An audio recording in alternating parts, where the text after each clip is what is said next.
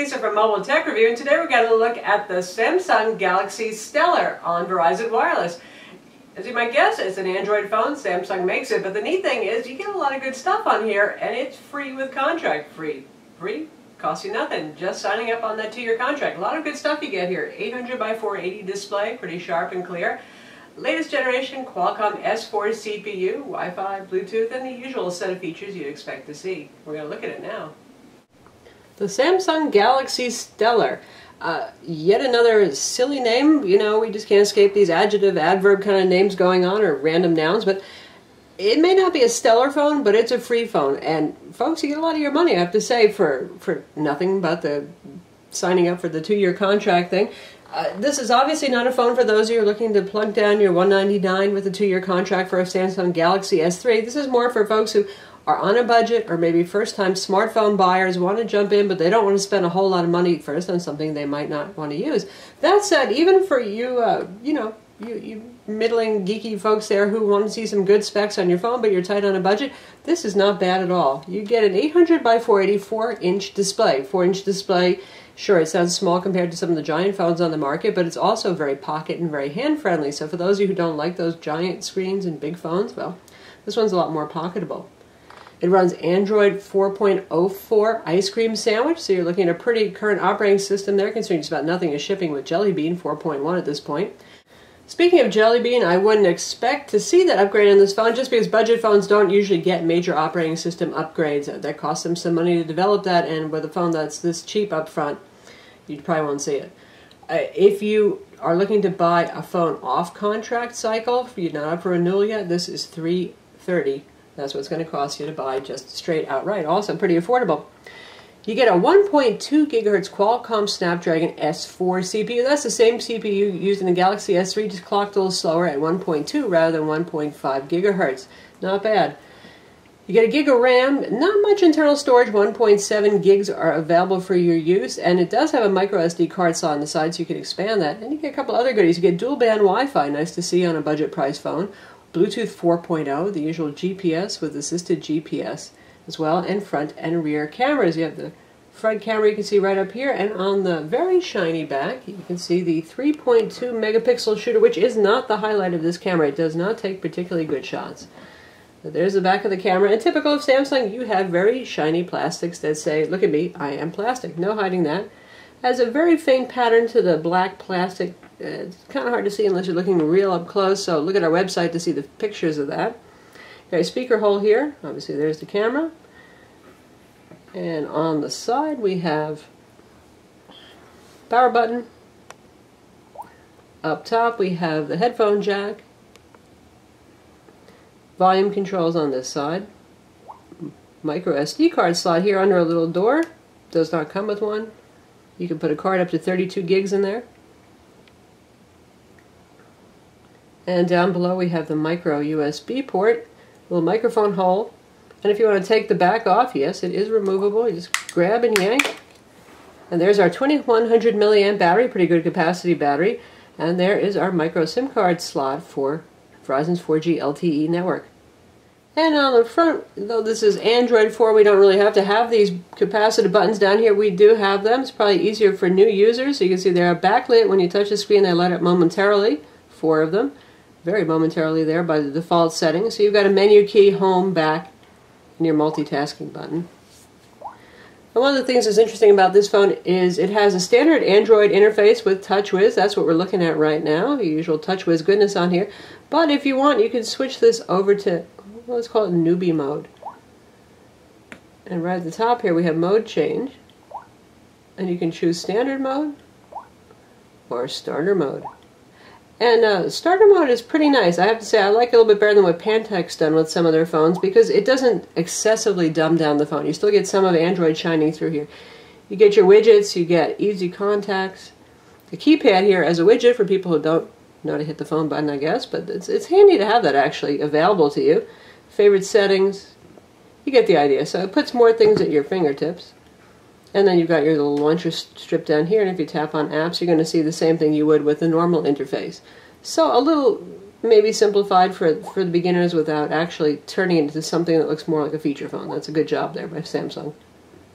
One thing that's nice also is if you hop between those two modes, it saves your settings, your widgets, and your preferences and all that for each mode, so you don't have to worry about having it wipe out everything and start you from a vanilla kind of beginning there.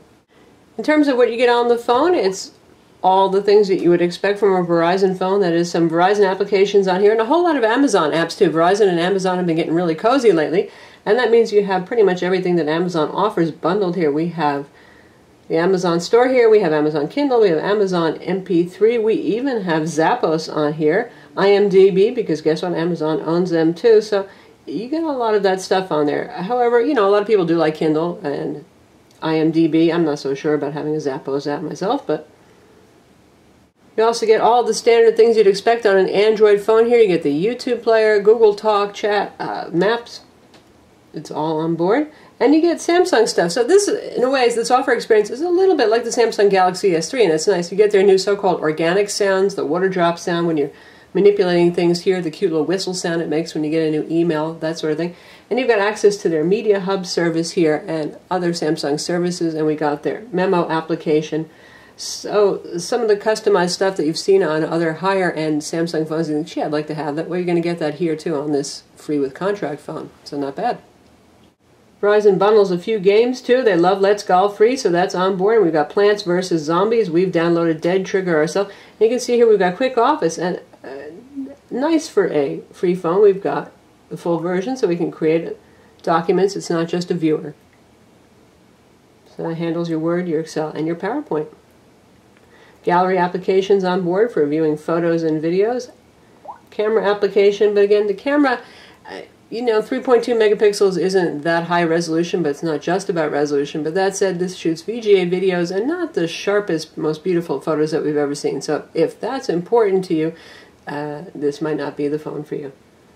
In terms of speed on synthetic benchmarks, it does well. In Quadrant, we scored 4463, which is pretty good for a Qualcomm S4 CPU. It's one of the fastest CPUs that's available in the US on a smartphone, since we don't get Tegra 3 smartphones, just Tegra 3 tablets, and that has to do with compatibility with LTE chipsets. So even though it's underclocked to 1.2 gigahertz, it's pretty good.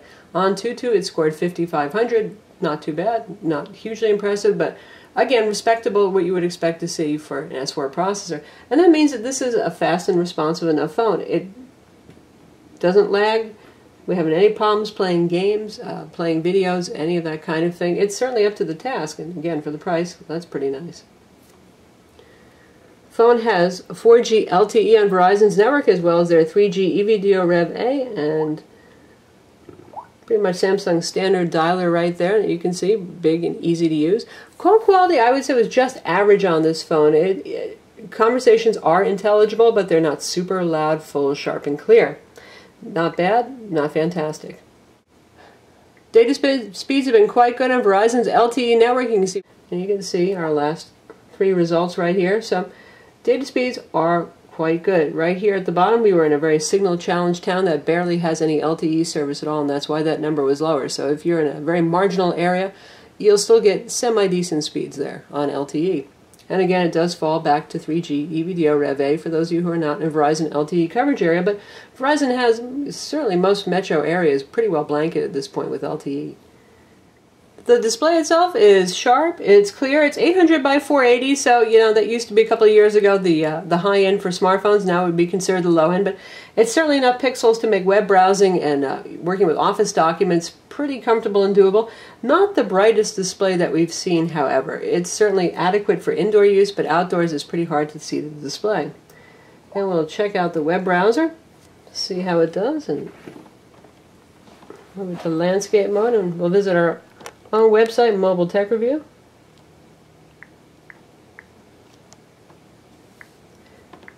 And you can see what Samsung's on-screen keyboard looks like here. And we're doing this over LTE, so that's pretty good. Load times, certainly respectable enough. Smooth, and this is a full desktop site. Good scrolling speeds. You can play HTML5 video. We'll check out our video review of the Motorola Droid Razr M and play the YouTube video.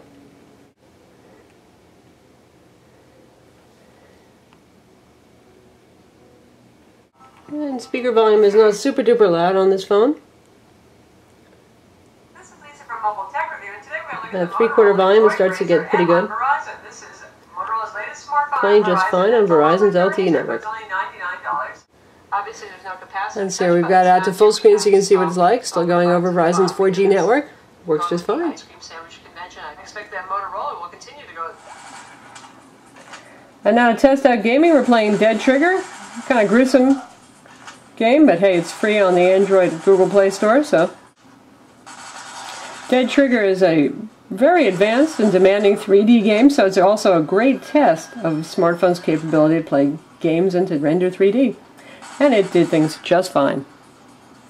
So that's the Samsung Galaxy Stellar, free on contract, available now. Actually a lot of phone for the money. Not too bad looking. Definitely powerful enough to handle most tasks that you throw at it. I'm Lisa from Mobile Tech Review. Don't forget to subscribe to our YouTube channel.